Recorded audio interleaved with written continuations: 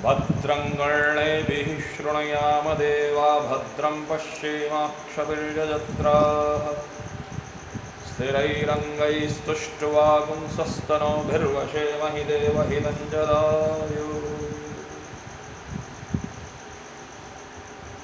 आप सभी लोगों को बाबा मनकामेश्वरनाथ जी का आशीर्वाद हो, बाबा की कृपा हो। और आइए, जैसा कि नियमित साप्ताहिक सनातन धर्म की जो ये चर्चा है, और इस चर्चा में हम सब लोग प्रवेश करते हैं। यह चर्चा का विषय जब प्रारंभ हुआ था तो प्रारंभिक चरण में हम लोगों ने एक विषय उठाया था, और वह विषय था सनातन धर्म के अंतर्गत में, सनातन धर्म के अंतर्गत में जो है योग। तो ये जो सनातन धर्म के अंतर्गत में जो योग है, उसके ऊपर हम लोगों ने अभी तक नियमित रूप से चर्चा की है। और हम लोग योग के जो 8 आयाम हैं, 8 चरण हैं, उन 8 चरणों में हम लोग यम, नियम, आसन, प्राणायाम, प्रत्याहार 5 को हम लोग जान चुके हैं, इसके ऊपर चर्चा कर चुके हैं। और छठा जो है वह है धारणा। तो आइए आज चर्चा हम लोग करते हैं धारणा के बारे में कि धारणा क्या है। धारणा शब्द का अर्थ व्याकरण के दृष्टिकोण से बड़ा सुंदर लिया गया है, और वह लिया गया है कि धारणा जो शब्द है, यह धारणा द्रि धातु से, व्याकरण के दृष्टिकोण से जब जो द्रि धातु है उससे बनता है। धारणा का अभिप्राय बड़ा सुंदर है, जिसका अर्थ है आधार। तो धारणा ध्यान से पहले आता है, और धारणा जो है, जो ध्यान से पहले आता है, उसके पूर्व में आने से पहले धारणा की स्थिति क्या है, जरा विचार करिए। बोले ध्यान की स्थिति वह अवस्था है जिस अवस्था में व्यक्ति समाधि को प्राप्त होता है। तो जो धारणा शब्द है, ये धारणा शब्द द्रि धातु से उत्पन्न होता है, और द्रि धातु से उत्पन्न होकर के यह धारणा शब्द, जिसका आधार है, जिसका शब्द का अर्थ है आधार या नींव, अर्थात ये एक प्रकार से अगर कहा जाए और देखा जाए तो धारणा ध्यान की नींव है। धारणा ध्यान की नींव है, और ध्यान में प्रवेश धारणा के परिपक्व होने पर ही मिलता है। महर्षि पतंजलि जी महाराज अपने योग सूत्र में बड़ा सुंदर कहते हैं, महर्षि पतंजलि जी महाराज अपने योग सूत्र में बड़ा सुंदर कहते हैं, और वह है देशबंधश्चित्तस्य धारणा। देशबंधश्चित्तस्य धारणा, अर्थात देश विशेष में, देश विशेष में चित्त को स्थिर करना ही धारणा कहलाता है। ध्यान से पहले की जो क्रिया है, ध्यान से पहले की जो अवस्था है, ध्यान के पहले की जो व्यवस्था है, ध्यान के पहले की जो एक क्रम है, यह सब धारणा है। ध्यान जगत में अगर हमको प्रवेश करना है, उस ध्यान जगत में प्रवेश हमको तब ही मिलेगा जब हमारी धारणा दृढ़ होगी। और वह धारणा दृढ़ कैसे होती है, इसके बारे में हम लोग चर्चा कर रहे हैं। इसको अच्छा, योग की आवश्यकता क्या है हमारे जीवन में, हम क्यों योग करें, क्या आवश्यकता क्या है। देखिए, योग को करने से व्यक्ति, योग को करने से व्यक्ति, सबसे पहला सूत्र होता है व्यक्ति रोग से मुक्त होता है। और जब व्यक्ति रोग से मुक्त होता है तो वह व्यक्ति, जो व्यक्ति रोग से मुक्त हुआ, उस रोगी की स्थिति, जो किसी व्यक्ति को रोग हो और वह व्यक्ति रोग से मुक्त हो जाए तो क्या है, बोले प्रफुल्ल चित्त होता है। उसके जन्म के, उसके जीवन की व्यवस्थाएं जो है, उसके जीवन की आयु जो है, आयु क्षण जो है वो बढ़ जाते हैं। और मस्त होकर के जीता। अच्छा, योग को करने वाला व्यक्ति बोले कांति आती है? कांति आती है। आज ही चर्चा चल रही थी कि योग को करने वाले व्यक्ति का वर्ण प्रसादम सरसौष्ठवंच, हर चीज उसके लिए एक प्रकार से, फिर उसका जीवन, ये किसी योगी का जीवन भोग के स्वरूप में नहीं कटता,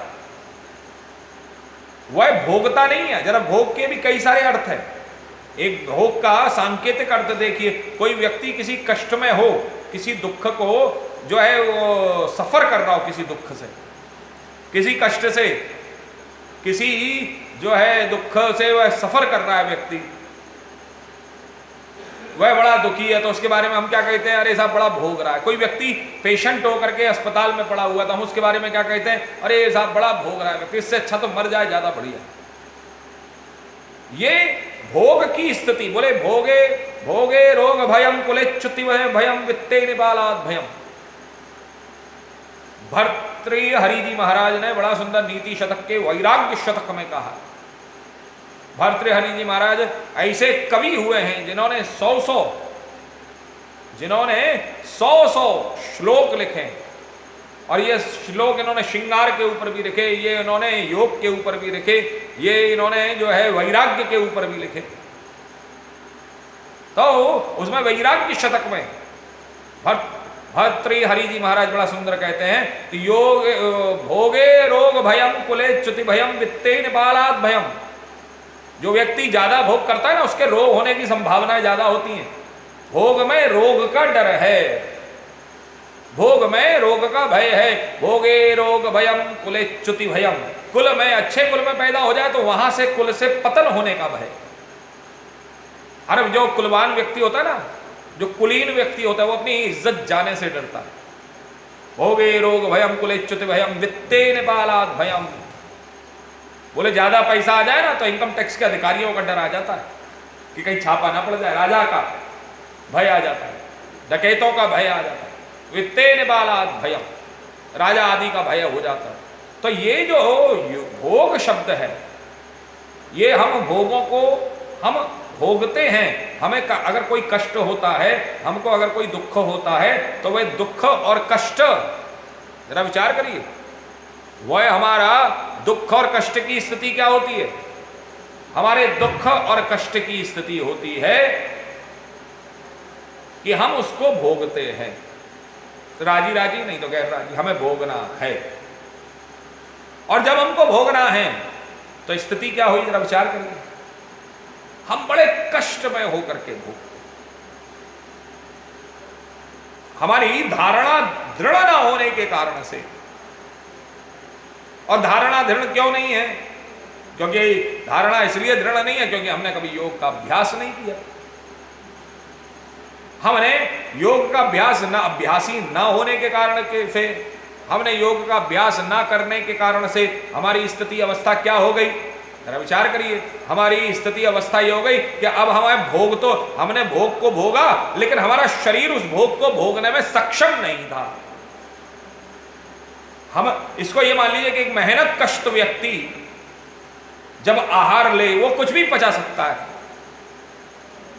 डॉक्टर्स आजकल कह रहे हैं ना, आप जिम जाइए, आप दौड़ लगाइए। क्यों लगाइए भाई? क्योंकि हमें इन भोगों को भोगना है, हमें इन संसार के वैभव को भोगना है।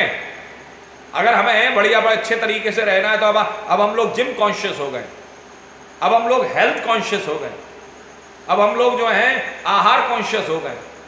जरा विचार करिए, हम आहार के प्रति जो है चिंतित हैं कि हमारा आहार ठीक है कि नहीं है। अब वर्तमान समय में, आज के समय में, हम आज के समय में हेल्थ के प्रति कॉन्शियस हो गए, हम अपनी जो है स्वास्थ्य के प्रति चिंतित हैं, क्योंकि हमें भोगों को भोगना है। भाई मैं जवान बना रहूंगा तभी तो मैं भोगों को भोग पाऊंगा। 60 साल की उम्र में भी मेरी उम्र ज्यादा से ज्यादा 50 से 55 दिन दिखनी चाहिए, इससे ज्यादा मैं 60 का 70 नहीं दिखूं। वो भोगों को भोगने के लिए भी आपको पहले योगी बनना पड़ेगा।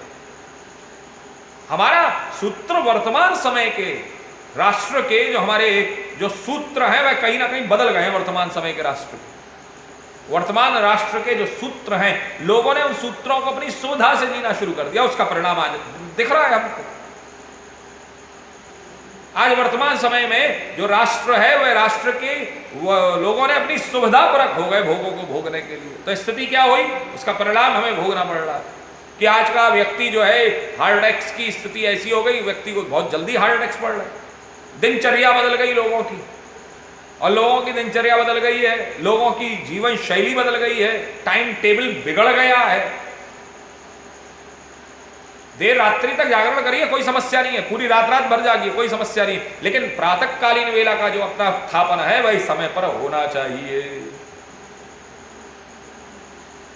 प्रातःकालीन वेला का जो आपका व्यवस्था है वह समय पर होनी चाहिए।